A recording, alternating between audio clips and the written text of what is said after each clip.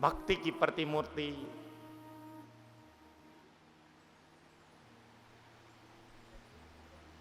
गंगा की तरह निर्मल,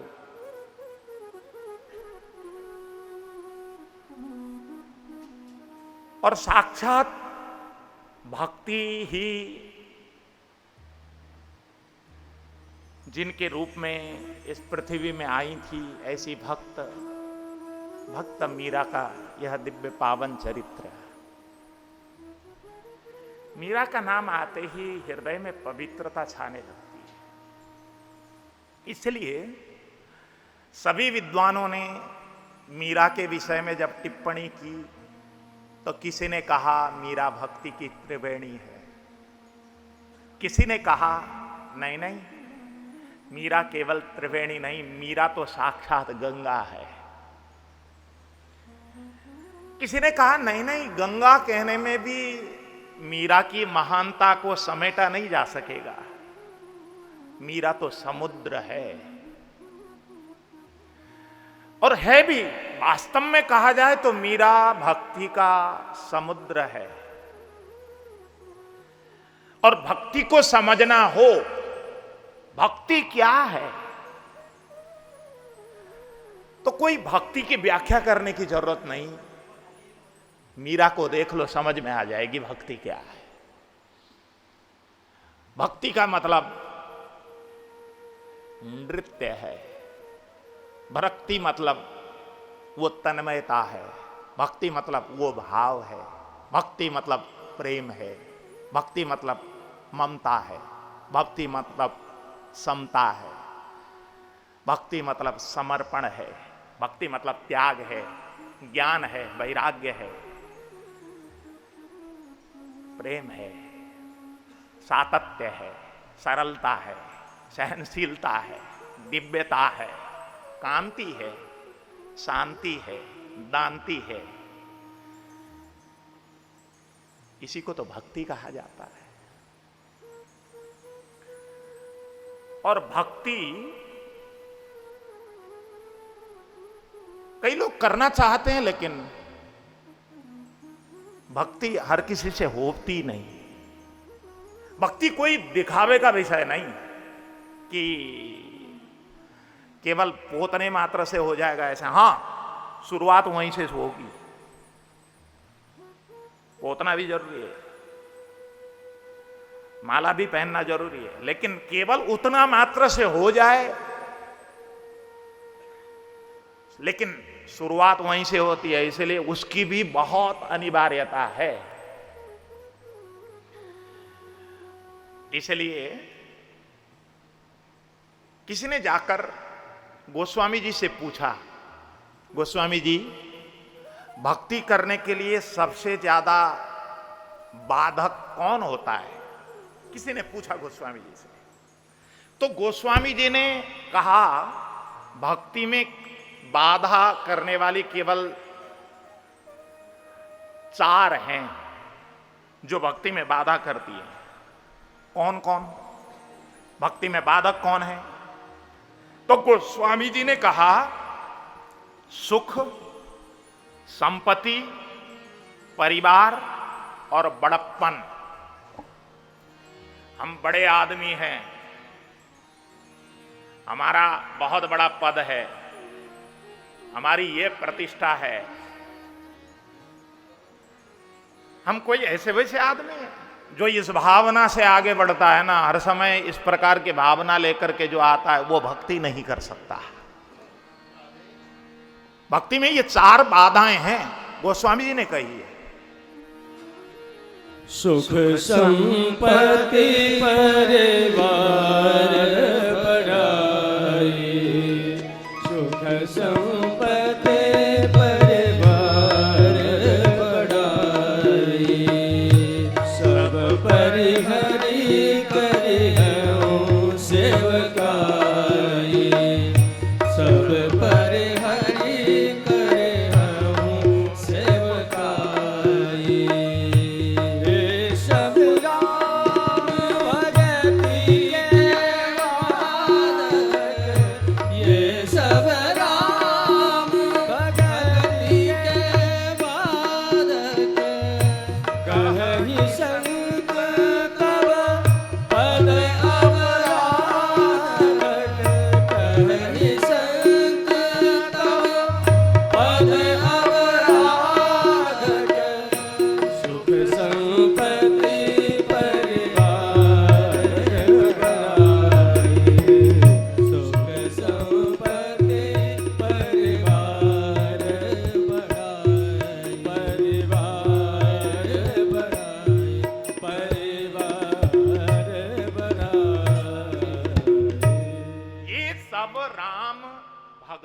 बाधक।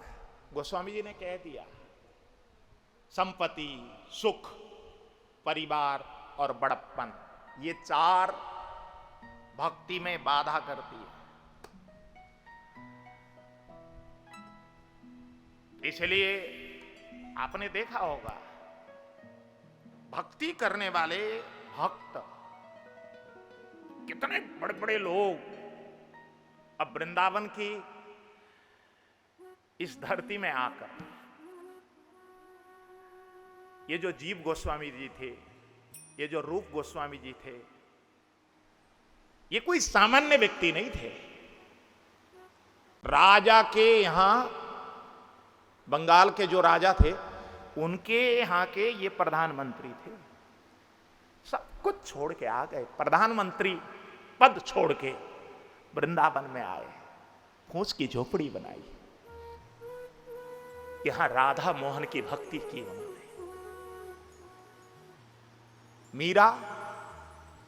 मीरा की तो हम चर्चा कर ही रहे।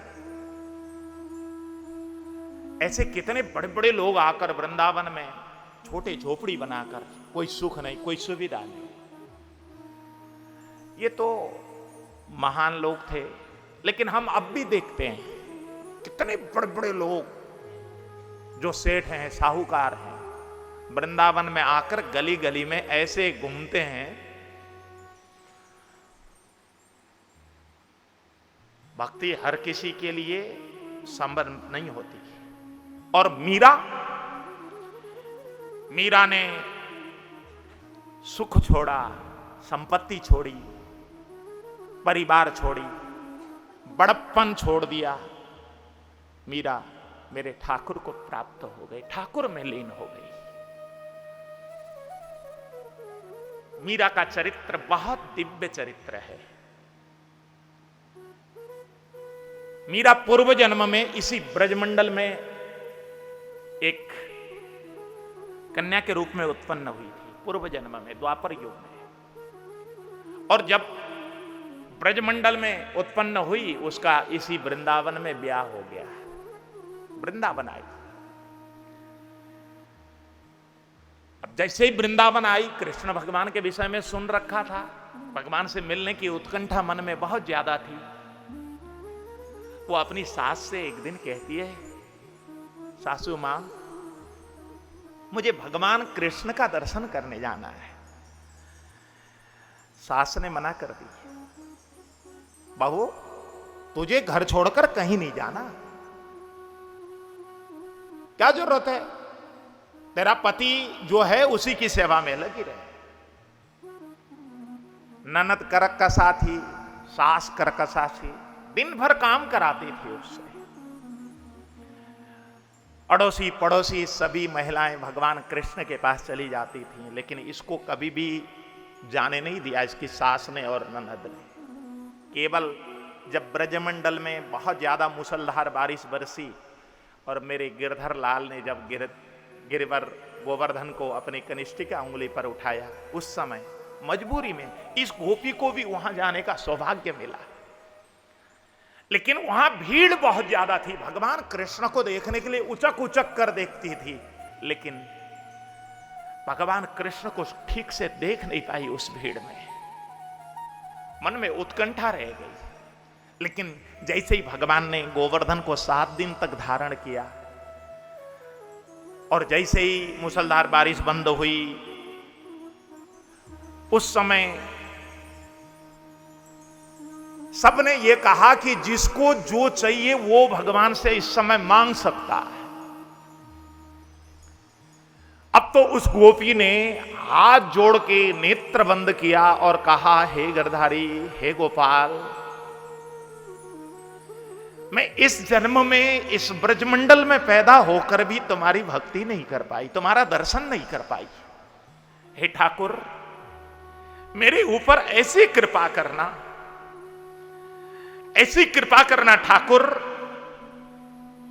अगला जन्म जब भी मेरा जन्म हो, मैं लोक लाज को छोड़कर, कुल की व्यवस्था को छोड़कर एकमात्र कृष्ण को ही भजूं, खुलकर कृष्ण को ही गाऊं, कृष्ण को ही नाचूं, कृष्ण में ही अपना जीवन बिताऊं, कृष्ण के अलावा मेरा कोई भी उस जन्म में सहारा न हो, मैं कृष्ण के प्रति ही समर्पित होकर जन्म लूं।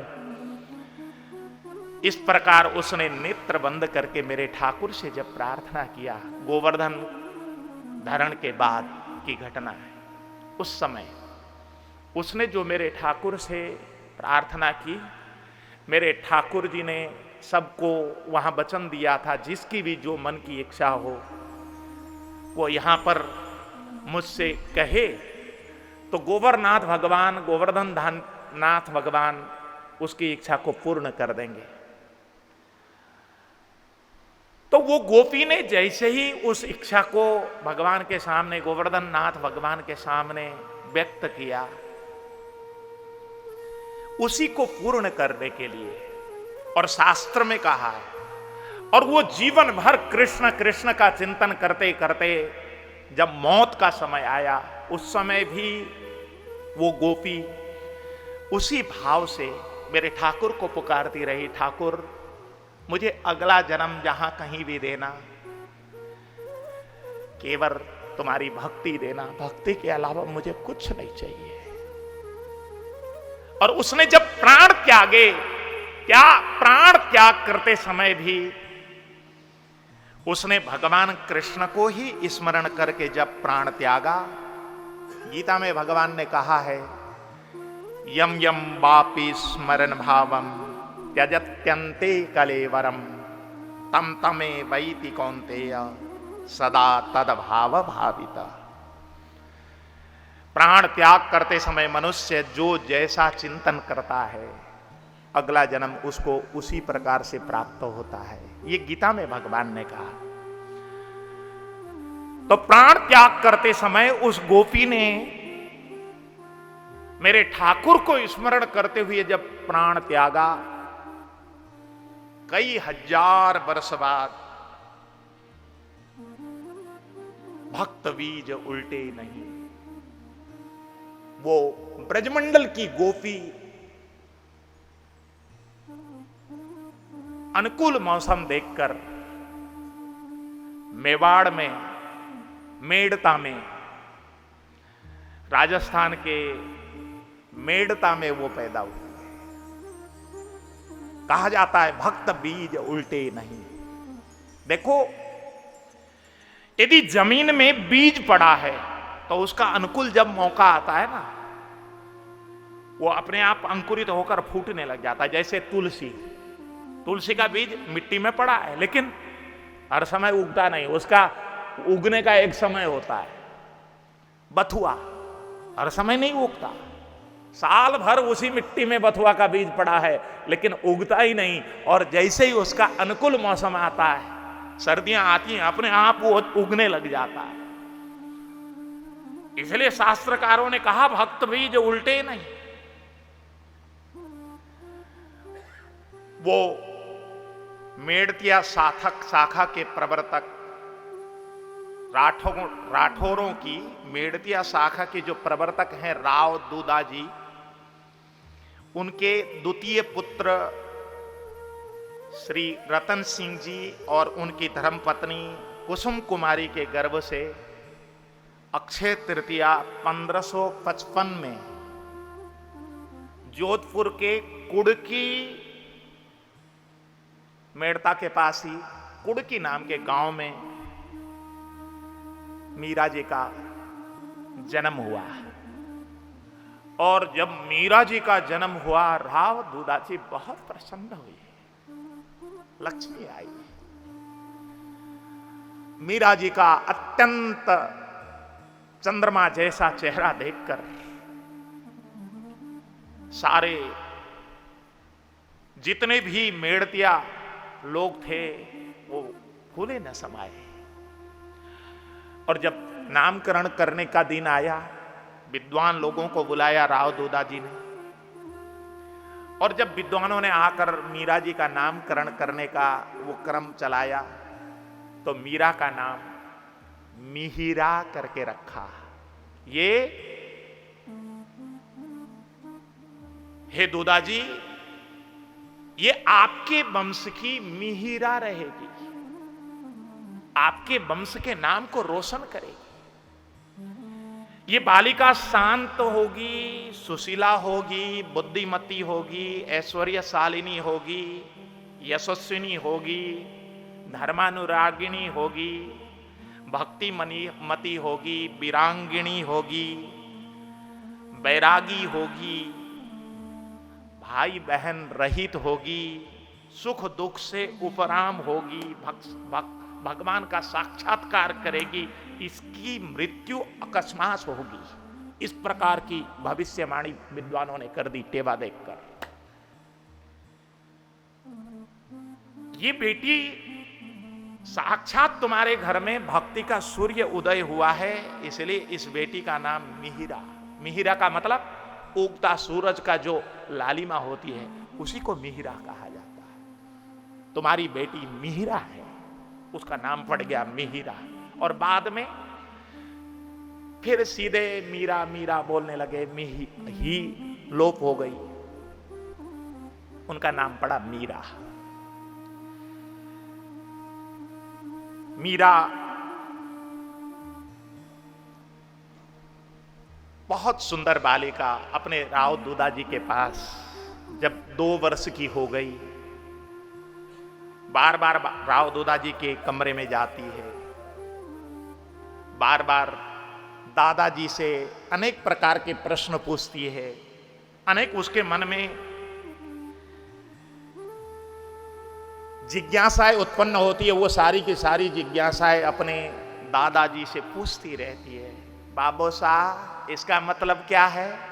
हर समय जब पूछती राव दूदा को बहुत अच्छा लगता, बेटी तू मेरे पास आया कर। अपनी मीरा को गोद में लेकर मीरा के सभी प्रश्नों का उत्तर देते राव दूदा। एक बार, अच्छा राव दूदा बड़े संतों के भक्त थे, इनके यहां संतों की टोली बार बार आया करती थी। एक बार एक संत आए वृंदावन से, और वो संत भगवान कृष्ण की छोटी सी प्रतिमा लेकर आए हुए थे।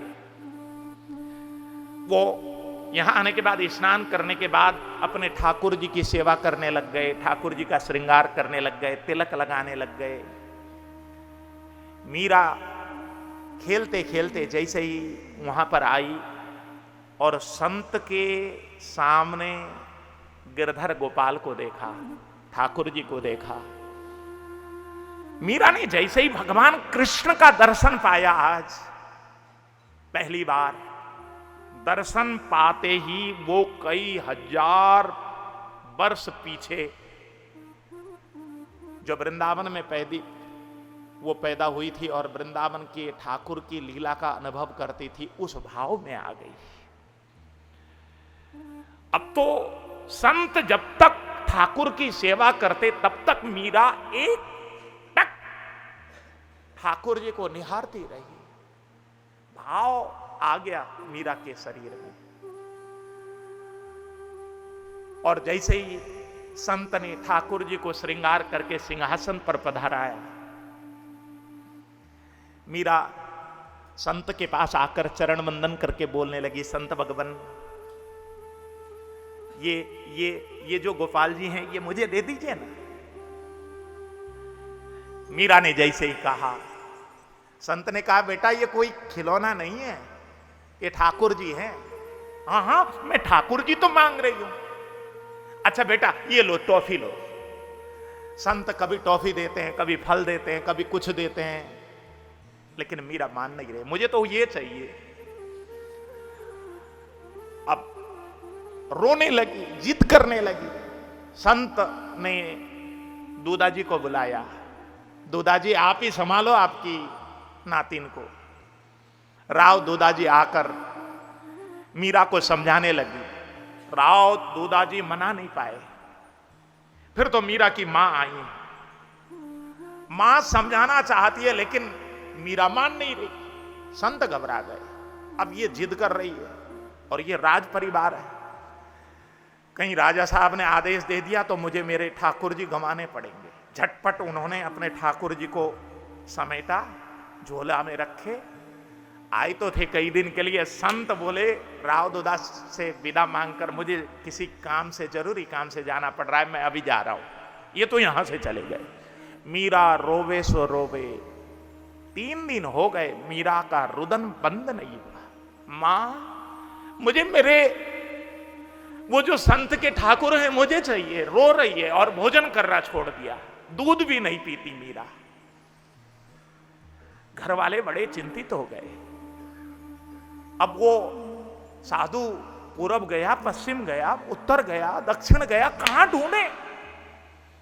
मीरा को अनेक प्रकार के बाजार से लकड़ी के मूर्ति लाकर दिए गए, लेकिन मीरा मानती नहीं, मुझे वही चाहिए।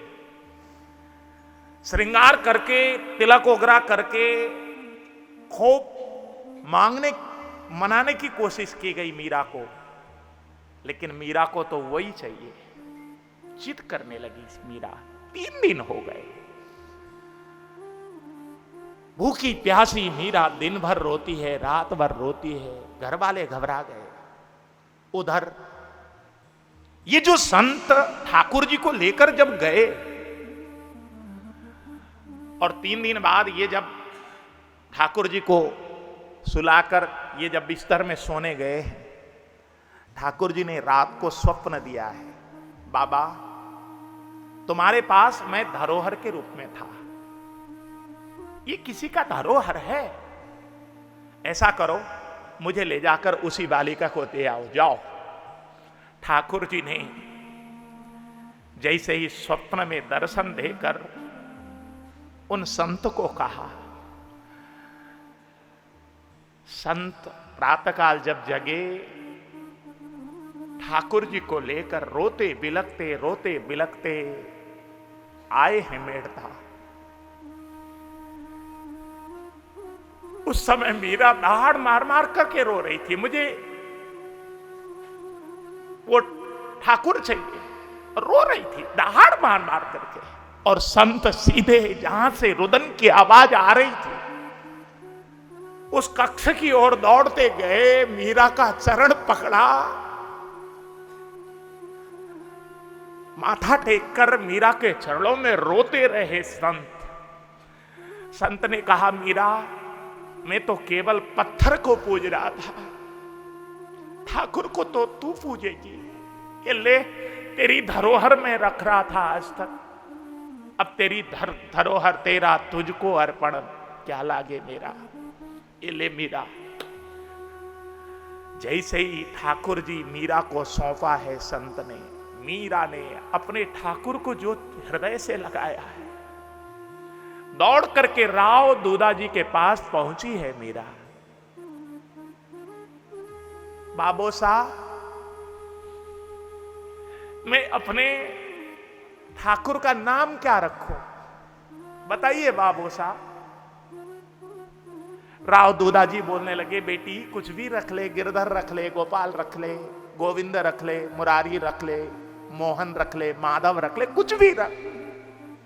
नहीं बाबू साहब, आपने सबसे पहले गिरधारी कहा ना, गिरधर कहा ना, मैं गिरधर गोपाल मेरे ठाकुर का नाम रखूंगी। गिरधर गोपाल का नामकरण कर दिया मीरा ने, और नाम रखकर मीरा अपने ठाकुर को लेकर के गई अपने कमरे में। एक दिव्य आसन बनाया ठाकुर जी के लिए और ठाकुर जी को पधराया है मीरा ने। नीचे जमीन में बैठकर हाथ जोड़कर प्रार्थना कर दिए, ठाकुर जी मुझे कुछ आता नहीं है, मैं आपकी पूजा तो करना चाहती हूं लेकिन आता कुछ नहीं है, बस मैं जैसा भी करूं मान लेना। इतना कहकर बार बार प्रार्थना करती है, बार बार इन्हीं शब्दों को दोहराती है। अब ठाकुर जी की सेवा करने लग गई, ठाकुर जी में ही रीझ गई। छोटी सी नन्ही सी 4.5-5 वर्ष की ये बालिका।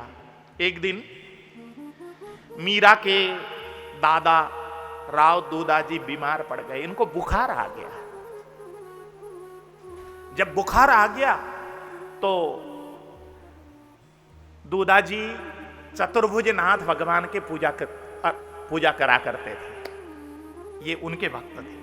और इनका चतुर्भुजनाथ भगवान का मंदिर मेड़ता में बना हुआ था, दिव्य मंदिर थी। और रोज के रोज दूधाजी स्वयं ठाकुर जी को भोग लगाने के लिए दूध लेकर जाया करते थे। आज इनको बुखार बहुत ज्यादा आ गया, अब ठाकुर जी को भोग लग नहीं पाया। ये बड़े चिंतित हो गए, अब आज ठाकुर जी का भोग कैसे लगे। राव दूधाजी को मीरा की याद आ गई, मीरा लगा सकती है। और उसी समय मीरा का आगमन हो गया। दादाजी आपकी तबीयत कैसी है? नन्ही सी बालिका मीरा ने जैसे ही दादाजी से यह प्रश्न पूछा, दादाजी बोले, बेटी मुझे बुखार बहुत ज्यादा आ रहा है। बेटी तू मेरा एक काम करेगी? बाबू साहब बोलिए ना, क्या करना? बेटी मेरे चतुर्भुजनाथ के आज भोग लग नहीं पाई, तू जाकर भोग लगा देगी? हाँ बाबू साहब अवश्य। फिर तो मीरा गई है रसोई में, दूध गर्म किया है, उसमें मिश्री घोली है और कटोरी में लेकर चार भुजानाथ के मंदिर में भोग लगाने के लिए गई।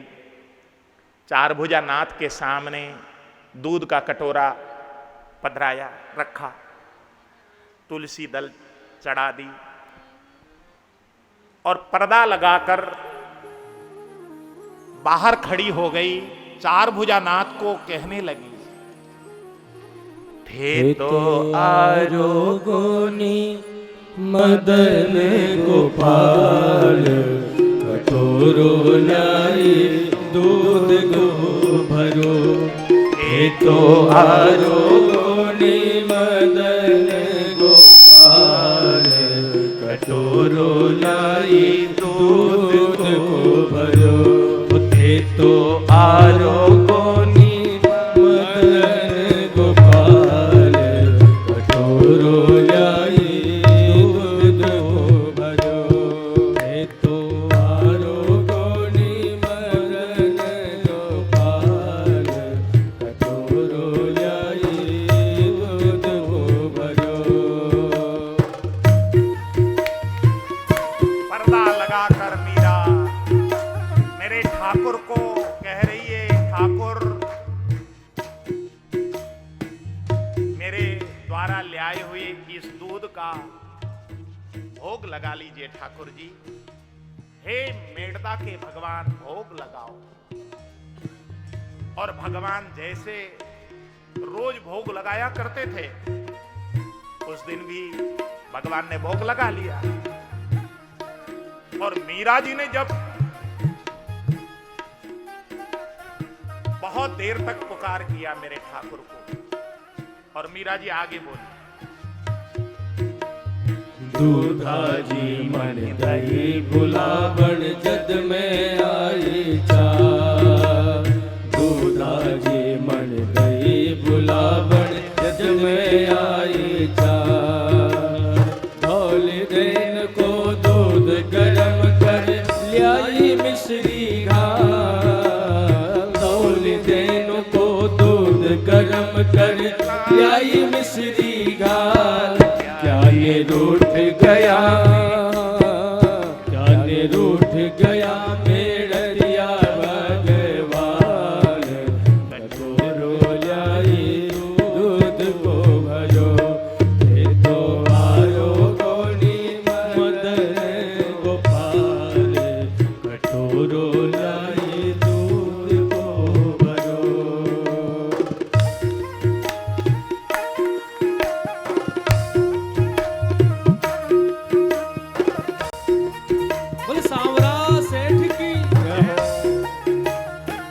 मीरा बार बार प्रार्थना कर रही है मेरे ठाकुर से, फिर भी भगवान ने नहीं सुना। बार बार पर्दा हटाकर देखती है पी गए कि नहीं, देखूं तो, लेकिन दूध जू का तू कटोरे में भरा पड़ा है। तब मीरा बोली, भगवान मैं धोली गाय को दूध को गर्म करके मिश्री डालकर लाई हूं, सादा दूध नहीं। भगवान आप हे मेड़ता के भगवान, आप रूठ गए हैं क्या? रूठो मत ठाकुर। बार बार प्रार्थना कर रही है, फिर भी दूध जस का तस जब पड़ा। मीरा जी ने बात कही, अगर रूठ गए हो तो हे ठाकुर कारण बताओ, यदि नहीं रूठे हो तो पीने में क्या हर्ज है? इस विधि रूठ गया छो गाला, कारण कहो महाराज। इस विधि रूठ गया छो गाला, कारण कहो महाराज। दूध कटोरो धर्यो सामने, पीवण री कैला। दूध कटोरो धर्यो सामने, पीवण री कैला। भूखा मर तारा, हाजे भूखा मर तारा, चिप जासे थारा गाल। कटोरो लाई दूध को भरो, है तो आरो गोनी मदन गोपाल। कटोरो लाई दूध को भरो। मीरा जी के मन में प्रेम इतना उमड़ा। मीरा जी ने भगवान से कहा, भगवान भूखे रहोगे तो फूले हुए जो तुम्हारे गाल है ना, ये पिचक जाएंगे। मीरा की भोली वाणी जैसे ही मेरे ठाकुर ने इस प्रकार सुनी, उस वाणी पर मेरे ठाकुर रीझ गए।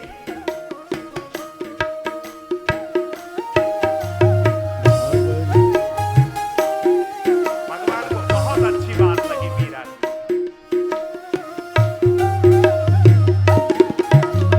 धावलिए रो पर दो तीनों, जोड़ा दोनों हाथ। धावलिए रो पर दो तीनों, जोड़ा दोनों हाथ। गट गट दूध पिवड़ने लाग्या, चार भुजारा नार। गट गट दूध पिवड़ने लाग्या, चार भुजारा नार। प्रभु राखे छे, हाजे प्रभु राखे छे, भगतारी जाति लाज। कटोरो लाई दूध को भरो, हे तो आरो गोड़ी मदन गोपाल। कटोरो लाई दूध को भरो, हे तो आरो गोड़ी मदन गोपाल। कटोरो लाई दूध को भरो, हे तो आरो गोड़ी मदन गोपाल। कटोरो लाई दूध को भरो, कटोरो लाई दूध को भरो, कटोरो लाई दूध को भरो। भगवान जी ने प्रकट होकर बहुत प्रेम से दुग्ध पान कर लिया और मीरा प्रभु को देखकर बहुत आनंदित हो गई। हाथ जोड़ करके बोली, हे भगवान, अब आज से आपको भोग लगाने भी मैं ही आया करूंगी ठाकुर। रोज मेरे हाथ से दूध पियोगे ना? ठाकुर से ऐसे बात कर रही है मीरा। लेकिन उसी समय मीरा ठहर गई और ठहर करके कहा, नहीं नहीं भगवान, कल से तो मेरे दादाजी स्वस्थ हो जाएंगे, वो कहां आने देंगे। भगवान ऐसा करना ना, मेरे दादाजी को सदा बीमार ही रखना, मैं भोग लगाने आ जाया करूंगी। मीरा बालिका जो ठहरी, भगवान ने जैसे ही मीरा की ये बहुत तोतली सी आवाज सुनी, भगवान तो रीझ गए मीरा के उस वाणी पर। और भगवान वहां से चले गए। मीरा अपना कटोरा खाली लेकर आई है दादाजी के पास। दादाजी, मैंने भगवान को दूध पिला दिया है। दादाजी, आप तो कल परसों दूध लाकर वो चरणामृत के रूप में हमारे को भी देते थे, लेकिन आज तो भगवान सबके सब पी गए। देखिए ना, ये कटोरा खाली कर दिया। मीरा ने जैसे ही कहा, वहां पर राव दूधा को देखने के लिए बहुत सारे शहर के गणमान्य लोग आए हुए थे। उन्होंने कहा कि इस बालिका ने पी लिया होगा, कोई भगवान आकर पीते हैं भला। राव दूधादिन जी ने भी उन गणमान्य जनों का समर्थन किया, लेकिन मीरा बोलने लगी, नहीं दादाजी, मैंने नहीं पिया। दूध पीने के लिए साक्षात चतुर्भुज नाथ भगवान आए थे मेरे सामने। गांव के लोगों ने और संतों ने कहा, कोई बात नहीं दूधाजी, बालिका है, पी गई तो कोई बात नहीं, फिर दोबारा से लगवा दीजिए किसी के द्वारा। मीरा जी बोलने लगी, ये तो आप मुझे झूठी है कह रहे हैं। दूधाजी बोले, बेटी इस प्रकार कभी झूठ नहीं बोलना, अभी तुम्हारी बहुत कम आयु है। मीरा बोलने लगी, दादाजी मैं झूठ नहीं बोल रही। रोने लगी मीरा। तब एक संत वहां पर बैठे हुए थे। संत ने कहा, यदि ये बालिका कह रही है तो हो ना हो, भगवान ने आकर दूध पिया हो, नामदेव के यहां भी तो पिया था।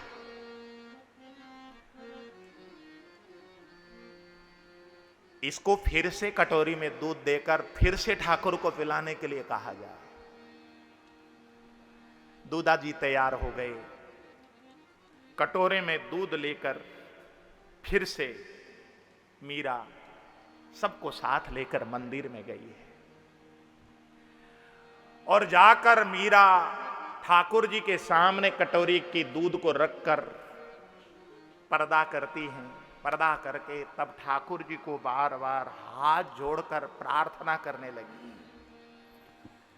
ओ गिरधारी गोपाल,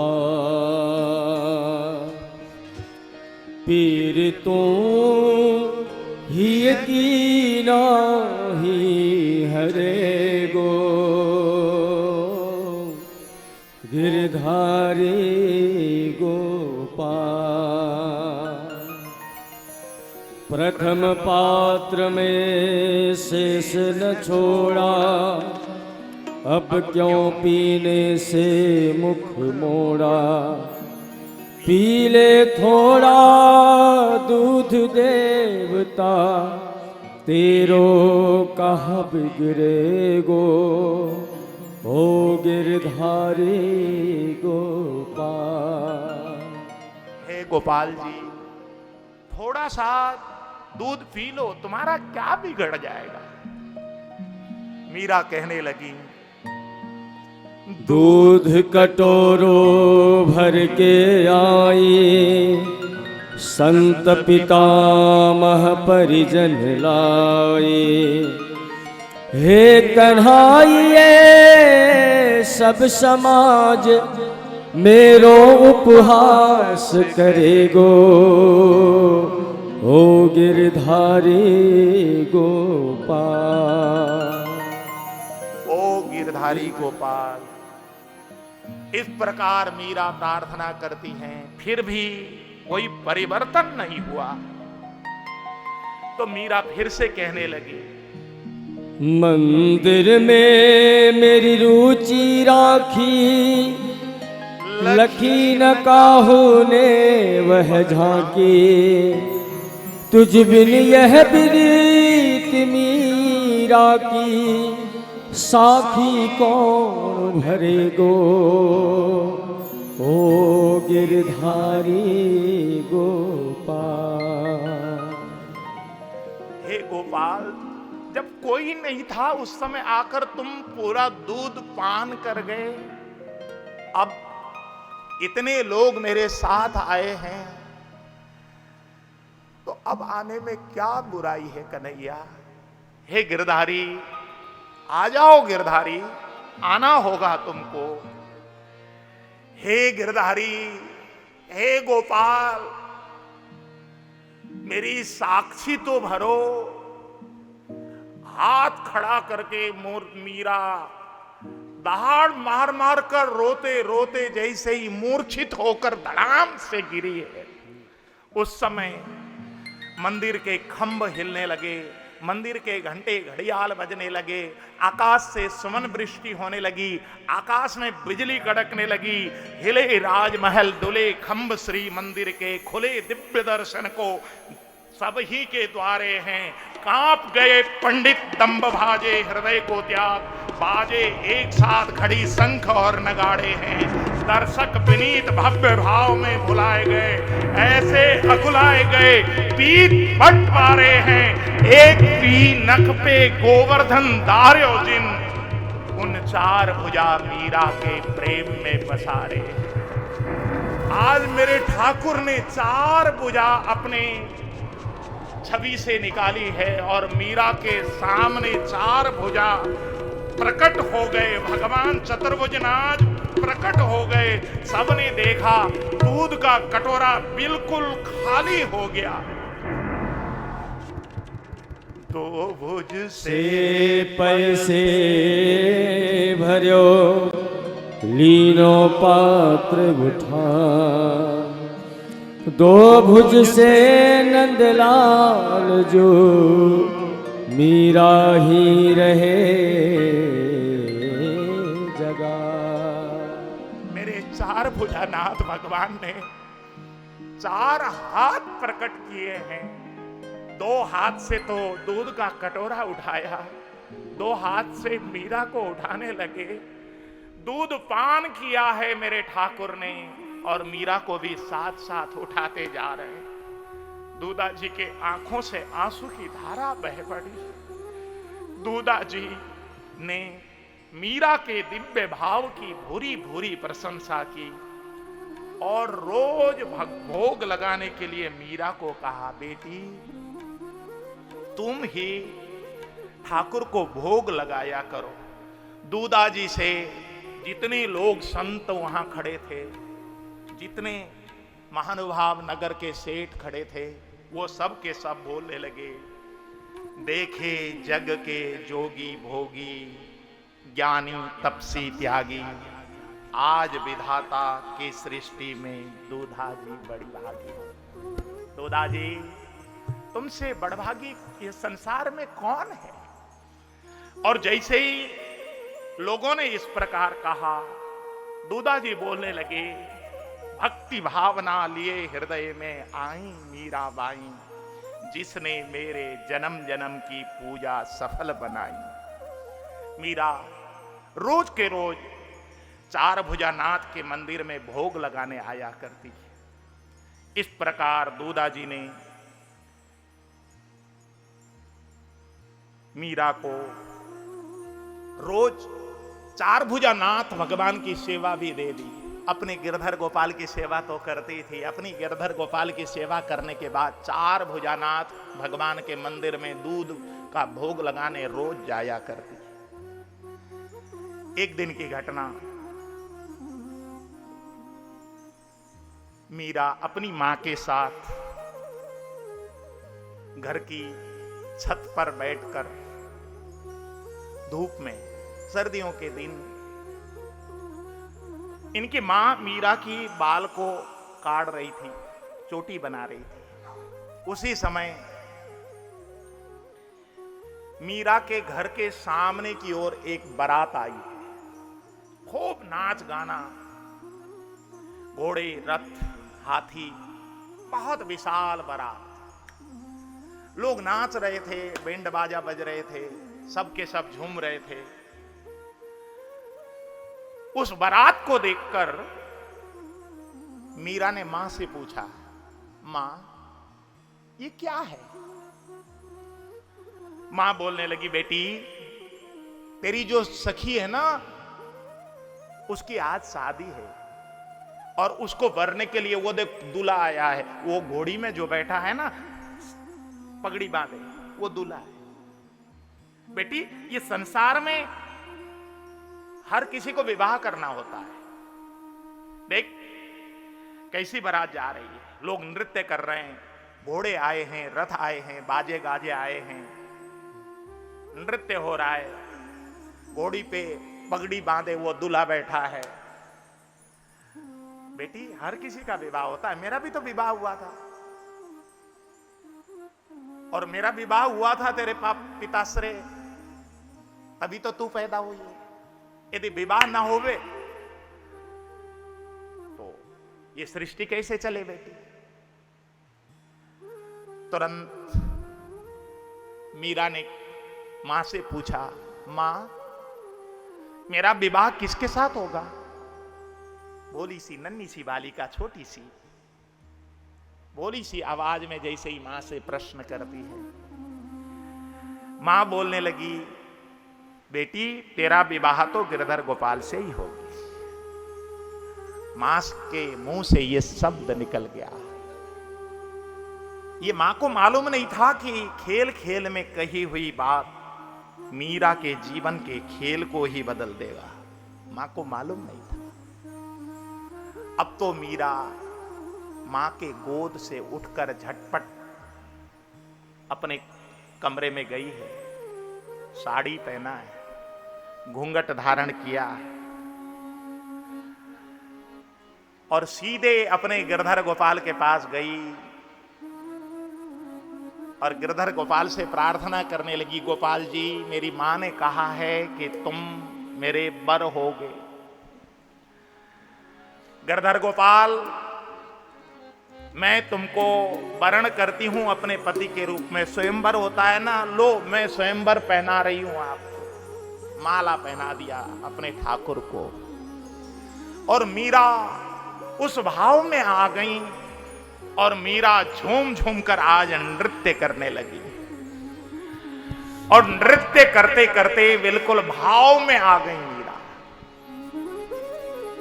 मैं तो सांवरिया ने बर पायो रे मां, मैं तो सांवरिया ने बर पायो है मां। वृंदावन मारो सासरो माई, वृंदावन मारो सासरो। मैं तो गिरधारी ने बर पायो है मां, मैं तो गिरधारी ने बर पायो है मां।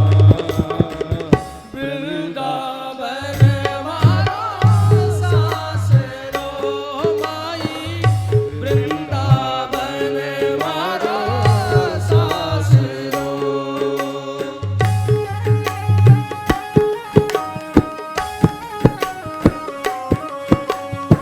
गिरधर लाल की, चार गुजारा नाथ की।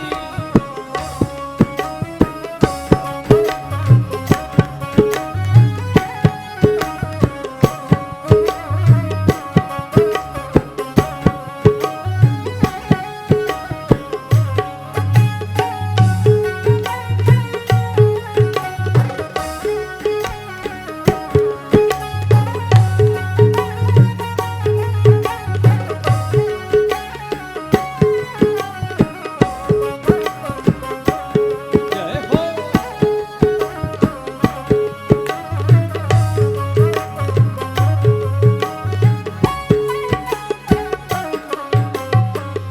नंद बाबा जी तो ससुरो जी है मारो, नंद बाबा जी तो ससुरो जी है मां।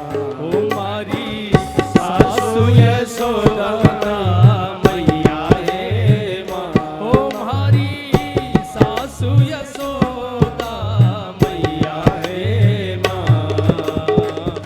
वृंदावन मारो सासरो माई, वृंदावन मारो सासरो। मैं तो सांवरिया ने बर पायो रे मां, मैं तो सांवरिया ने बर पायो रे मां।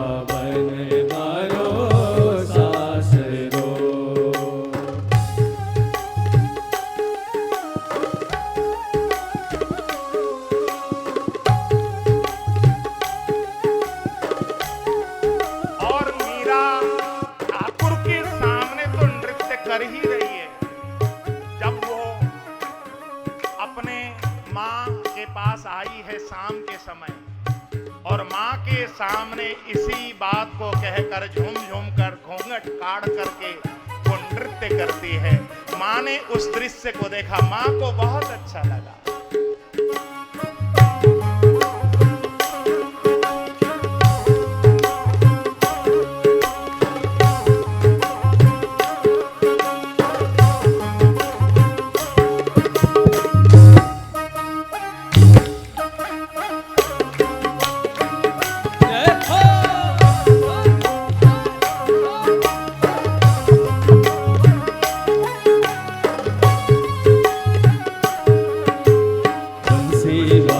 शाम को ये मारे सुहेरागी, बंसी बारो शाम तो मारे सुहेरागी, में तो गुण सांवरिया राधा शाहे माँ, में तो गुण सांवरिया राधा शाहे माँ।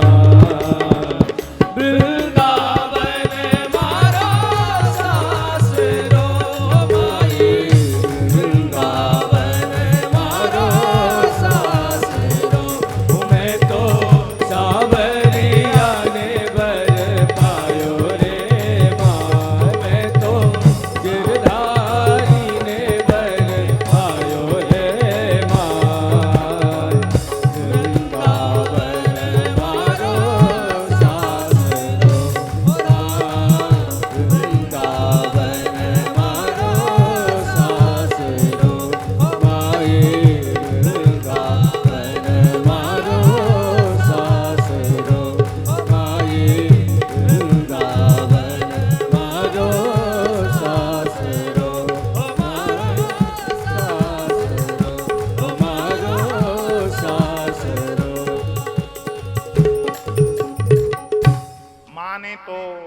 मजाक में बात कही थी, लेकिन मीरा ने उस बात को हृदय से ले लिया और मेरे ठाकुर से ब्याह कर ली।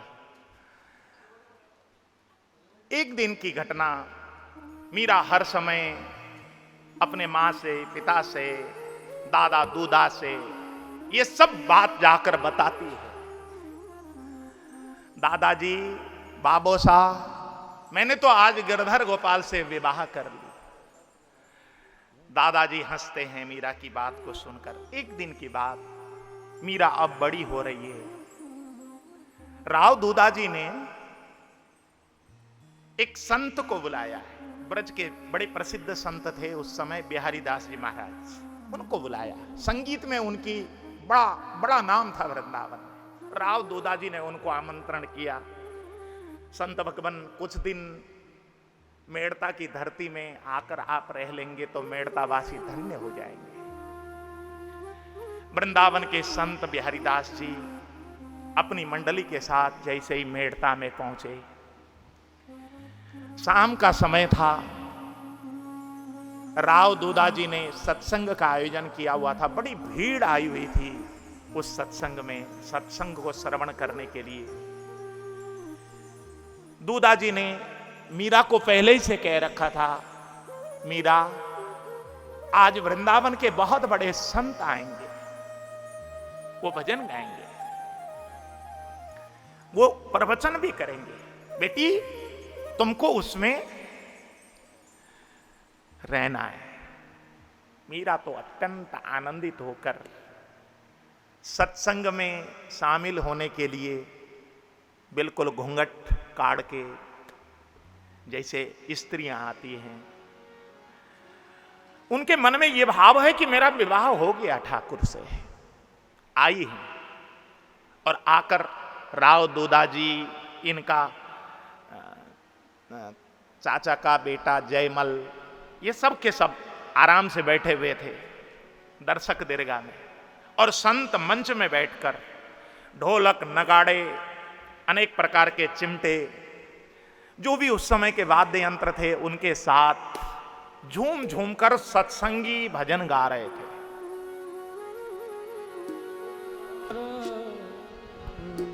ओ थारा घट में विराजे भगवान, विराजे दीनानाथ मंदिर में काई ढूंढ तो फिरे वो तारा घट में विराजे भगवान विराजे दीनानाथ मंदिर में काई ढूंढ तो फिरे तारा घट में विराजे भगवान विराजे दीनानाथ मंदिर में काई ढूंढ तो फिरे ओ मंदिर में काई ढूंढ तो फिरे।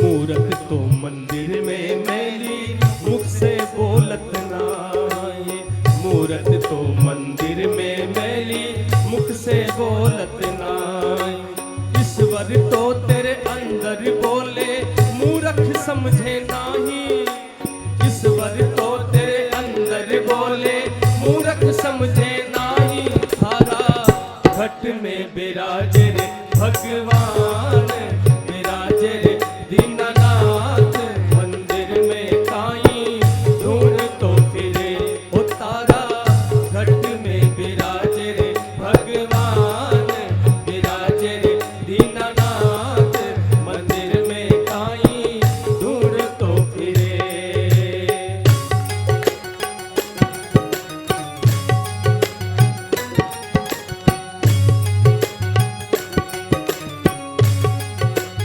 चार गुजारा नाथ की जय हो।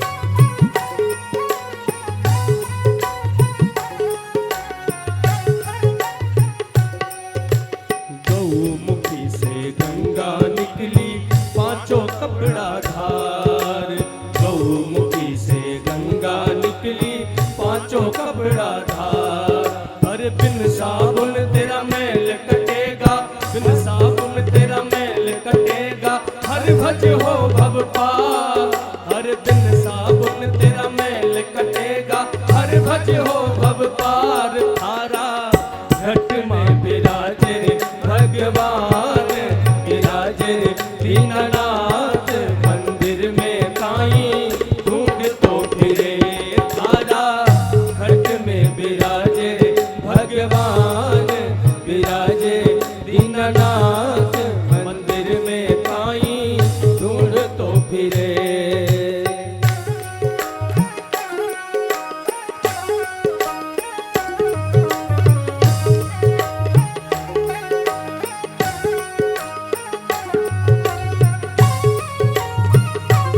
सावरा सेठ की जय हो।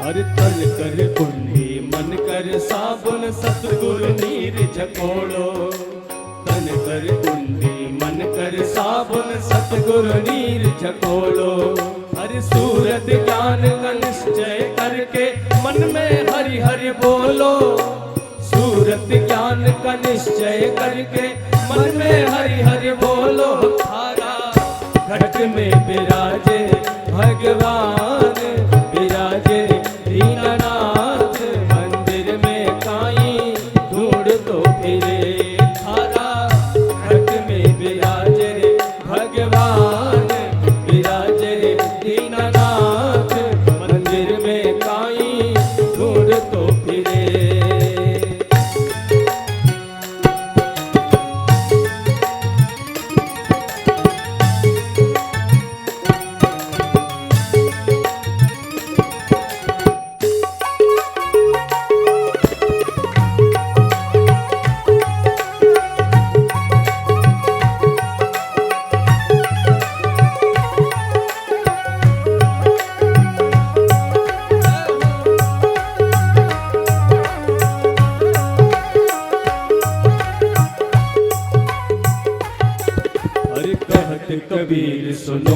भाई साधु पर्वत राही ओले। कहत कबीर सुनो भाई साधु पर्वत राही ओले। हर सत्यशील की नौका चढ़कर हर जी दर्शन जोले। सत्यशील की नौका चढ़कर हर जी का दर्शन जोले। तारा घट में विराजे भगवान विराजे दीनानाथ। मंदिर में काई ढूंढ तो फिरे वो थारा। घट में विराजे भगवान विराजे दीनानाथ। मंदिर में काई ढूंढ तो फिरे ओ मंदिर में काई ढूंढ तो फिरे। मंदिर में काई ढूंढ तो फिरे रे थारा। घट में विराजे भगवान विराजे दीनानाथ। मंदिर में काई ढूंढ तो फिरे। मंदिर में काई ढूंढ तो फिरे। बाहर में काई ढूंढ तो फिरे। मंदिर में काई ढूंढ तो फिरे। इस प्रकार संत बिहारी दास जी ने बहुत सुंदर भजन गा करके सुनाया। कई सारे भजन हुए। मीरा ने जब भजन सुना अपने दादाजी से प्रश्न किया, बाबू साहब वो जो संत थे वो बीणा बजा करके भजन गा रहे थे। मीरा ने प्रश्न किया, बाबू साहब ये नारद जी यही है क्या? इस शब्द को सुनकर संत के नेत्रों से आंसू की धारा बह पड़ी। दूदाजी बोल पड़े, बेटी पहले संत को जाकर प्रणाम तो करो। जाकर मीरा ने प्रणाम किया है। तब संत ने जवाब दिया, बेटी मैं नारद जी नहीं हूं, मैं तो भगवान का तुच्छ सा दास हूं बस। उस समय सबके सब सत्संग उस दिन का पूर्ण हुआ। सबके सब अपने अपने घर की ओर चले गए। मीरा भी अपने कमरे में चली गई। संत को एक बहुत सुंदर बिस्तर लगाकर राव दूदाजी ने अपने कमरे के बगल वाले कमरे में टिकाया है। रात को सबके सब सो गए। प्रातःकाल की जब ब्रह्म मुहूर्त की बेला हुई, 4 बजी है, संत उठने की तैयारी कर रहे थे। संत ने क्या देखा कि रात को उन्होंने जितने भी भजन गा रहे थे, गाया था, वो सब के सब कोई छोटी सी बालिका मुक्त कंठ से उसी स्वर में जस का तस गा रही थी। एक एक शब्द संत ने बिस्तर में लेटे लेटे जब सुना, अपने आप को रोक नहीं पाए संत। झटपट बिस्तर से उठ खड़े हुए। 4:30 बजे होंगे और दौड़ लगाकर जिधर से यह आवाज आ रही थी, बिल्कुल धम धम धम धम करते हुए संत जब चले। राव दूदाजी का बगल में कमरा था। क्या हो गया संत भगवान को? राव दूदाजी अपने कमरे से निकले, धम धम जाते हुए संत का पीछा करते हुए राव दूदाजी गए। संत को पूछा, क्या हो गया महाराज जी? अरे दूदाजी सुनो तो, हमने रात को जो भजन गाया था जस के तस कोई बालिका गा रही। राव दूदाजी हंस पड़े। संत भगवान, ये हमारी जो नातिन है ना, वो जो छोटी बालिका कल आपका भजन सुनने के लिए सबसे अग्र पंक्ति में बैठी हुई थी, उसका स्वर है। संत बिहारी दास मीरा के इस व्यवहार से अत्यंत प्रसन्न हो गए। इतनी तेजस्विनी बालिका, एक बार सुनकर इतनी कम आयु की बालिका, सब शब्द भी इसको रट गया। स्वर में किसी प्रकार का उतार चढ़ाव नहीं, बिल्कुल स्वर में गा रही है। अब तो संत ने कहा, बिहारी दास जी ने कहा, दूदाजी आपकी बेटी को अब मैं संगीत सिखाऊंगा। राव दूदाजी तो गदगद हो गए। मीरा को जब बताया गया, मीरा तुझे ये जो वृंदावन से आए हुए संत है ना बिहारी दास जी, ये संगीत सिखाएंगे। मीरा तो नाचने लगी। रोज के रोज बिहारी दास जी महाराज मीरा को संगीत सिखाते हैं। मीरा संगीत सीखने जाती है बिहारी दास जी महाराज के पास, और जब स्वर पकड़ती है और जो मीरा गाती है, बिहारी दास जी मीरा के मुख से संगीत सुनकर आनंदित होते हैं। फिर तो राव दोदाजी ने एक संत निवृत्तिनाथ जी को पुष्कर से बुलवाया है। मीरा छोटी बालिका है, इसको योग की शिक्षा भी देनी चाहिए करके निवृत्तिनाथ जी आए हैं पुष्कर से। उन्होंने मीरा को योग की शिक्षा दी है।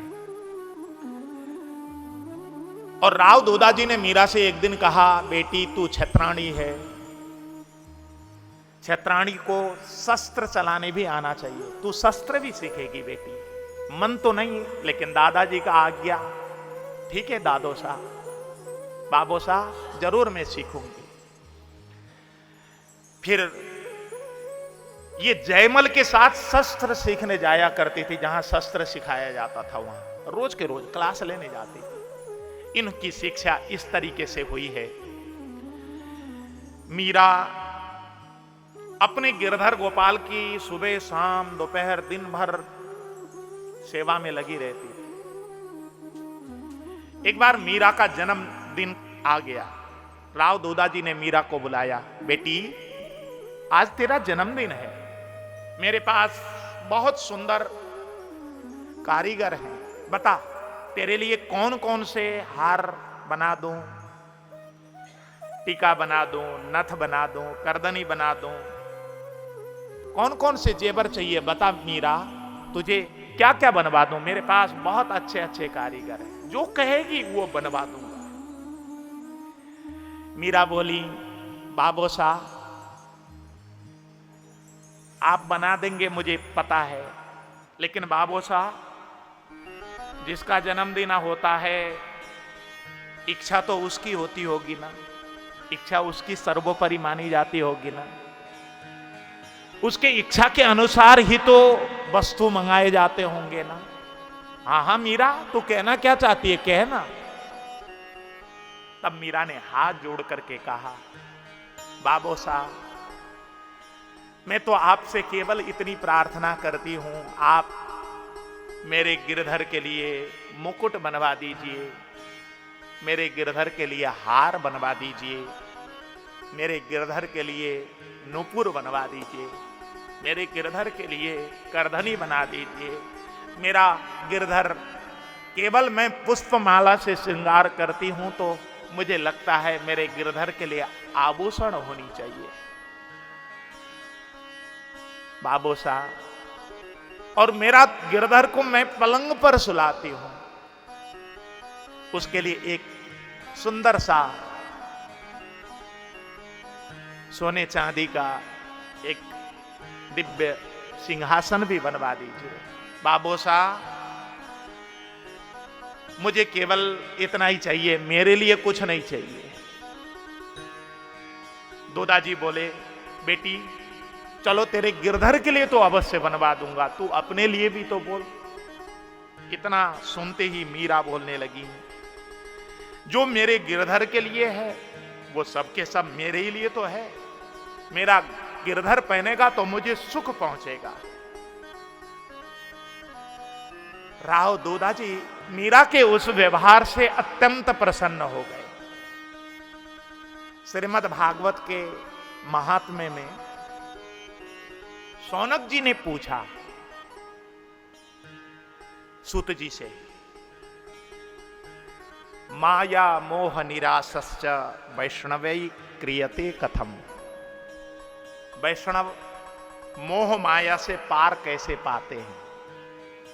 शौनकादि ऋषियों ने जैसे ही प्रश्न पूछा तो सूत जी महाराज ने कहा कि वैष्णव अपना सब कुछ ठाकुर से जोड़ लेते हैं, माया वैष्णव का बाल बांका नहीं कर पाती। वैष्णव की हर क्रिया ठाकुर से जुड़ी हुई होती है।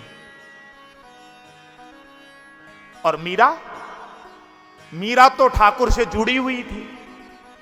ठाकुर की जब सेवा करती है, रोज अपने आप जाती है रसोई में, ठाकुर जी के लिए भोग बनाती है, किसी को पूछने की आवश्यकता नहीं मीरा को।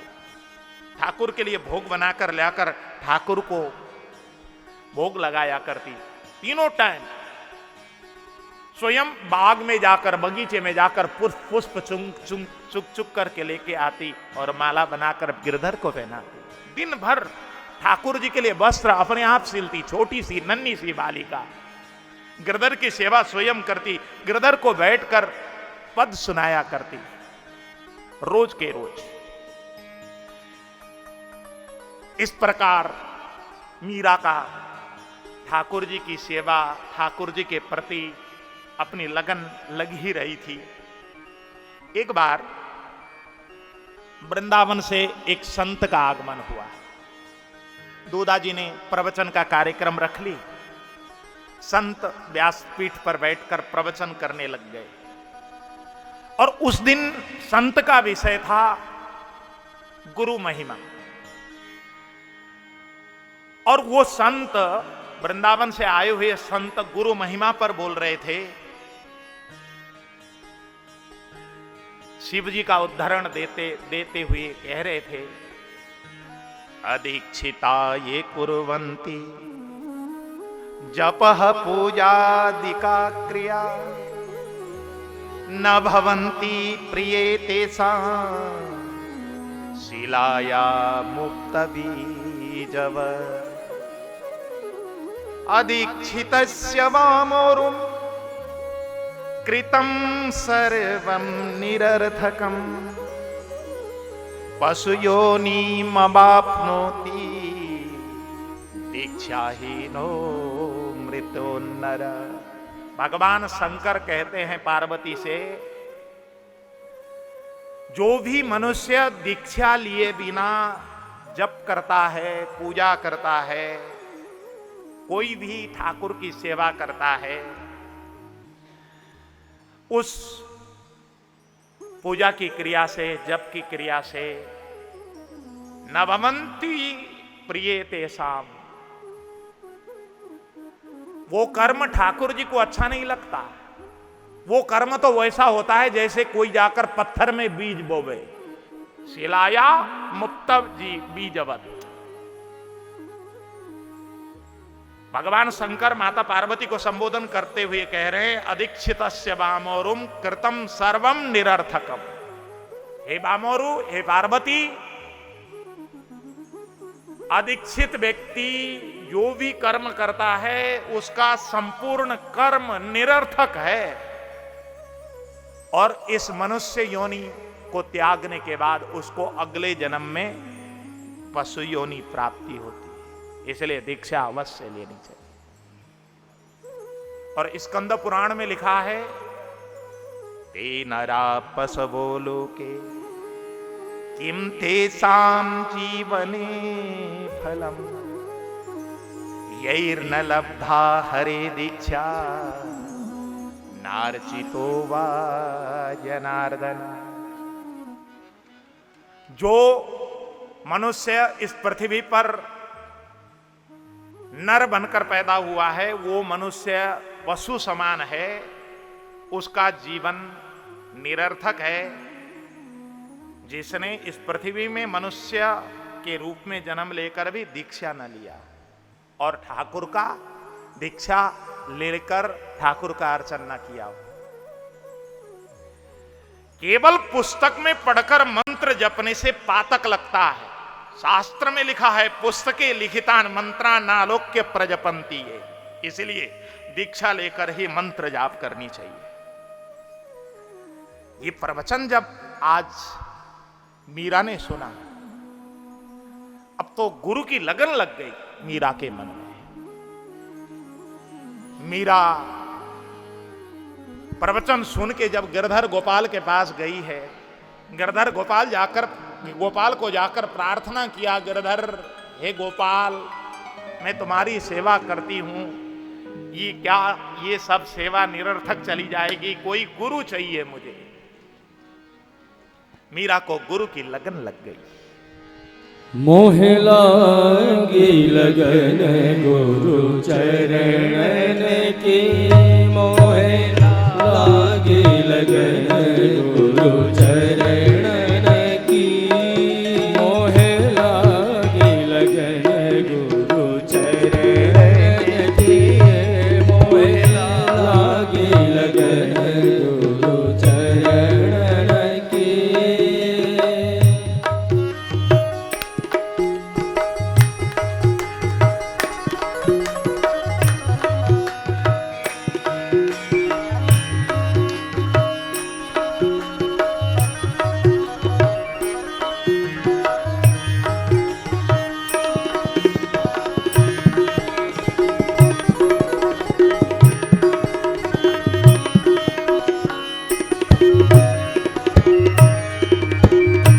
चरण बिना मोहे कछु नहीं भावे, चरण बिना मोहे कछु नहीं भावे, जग माया सब सपनन की, जग माया सब सपनन की, मोहे लागे लगन गुरु चरण की, मोहे लागे लगन गुरु चरण की।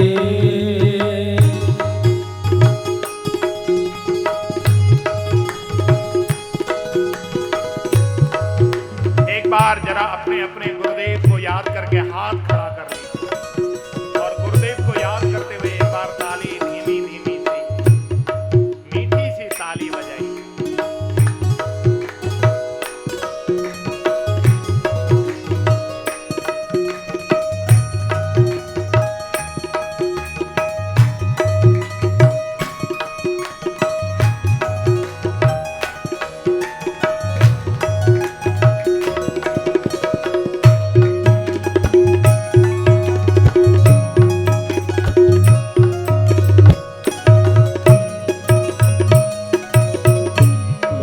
सागर सब सूख गयो है, भव सागर सब सूख गयो है, फिकर नहीं मोहे तरन की, फिकर नहीं मोहे तरन की, मोहे लागी लगन गुरु चरण की, मोहे लागे लगन गुरु चरण की।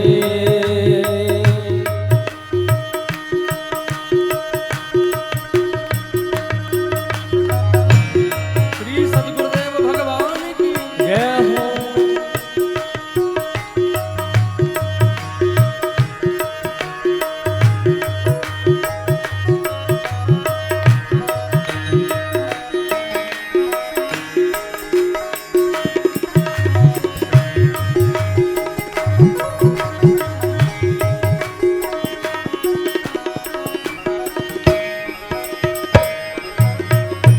मीरा के प्रभु गिरधर नागर, मीरा के प्रभु गिरधर नागर, आस वही गुरु शरण की, आस वही गुरु शरण की, मोहे लागी लगन गुरु चरण के, मोहे लागे लगन गुरु चरण के, मोहे लागे लगन गुरु चरण के, मोहे लागे लगन गुरु, लागे लगन गुरु, लागे लगन गुरु चरण। गिरधर गोपाल से जाकर मीरा ने कहा, गिरधर गोपाल इतनी कृपा करो, मुझे कोई गुरु तो प्रदान करो। जाकर मीरा ने गिरधर गोपाल के चरणों में जैसे ही अपनी इच्छा जाहिर की, कुछ दिन बाद ही राव दूदा ने मीरा को सूचना दी, बेटी मीरा, आज काशी के बहुत बड़े संत रैदास आने वाले हैं। जैसे ही संत रैदास का नाम सुना, मीरा के नेत्रों से अश्रु की धारा बह पड़ी। शरीर के जितने भी ये जो बाल हैं ये खड़े हो गए, रोमांच हो गया, नेत्रों से अश्रु की धारा बहने लगी। मीरा को नाम सुनते ही बहुत आनंद की अनुभूति हुई। मीरा को भरोसा हो गया, मुझे दीक्षित करने के लिए ये रैदास जी आ रहे हैं। शाम का समय रैदास जी का आगमन हुआ है। राव दूदा जी ने बहुत भव्य स्वागत की है। शाम के समय सत्संग हुआ। मीरा ने बहुत मन से उस सत्संग का लाभ लिया है। रात के सब सत्संग पूर्ण होने के बाद सबके सब अपने अपने कमरे की ओर गए।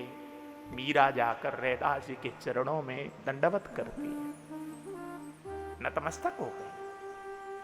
नतमस्तक होकर प्रणाम करके वहां से मीरा भी उस दिन चली गई। कल का दिन गुरु पूर्णिमा का दिन है। प्रातः काल जल्दी से मीरा उठी हैं, गिरधर गोपाल की सेवा करती हैं। प्रातः 8 बजे का टाइम निर्धारित हुआ है। सत्संग भवन में रैदास जी महाराज सबके सामने सत्संग सुनाएंगे, ये घोषणा हो रखी थी। मीरा 8 बजने से पहले ही जाकर सबसे आगे जाकर बैठ गई। रैदास जी महाराज जब आए, सबके सब जब अपने अपने आसन से उठ खड़े हुए, मीरा भी उठ खड़ी हुई है।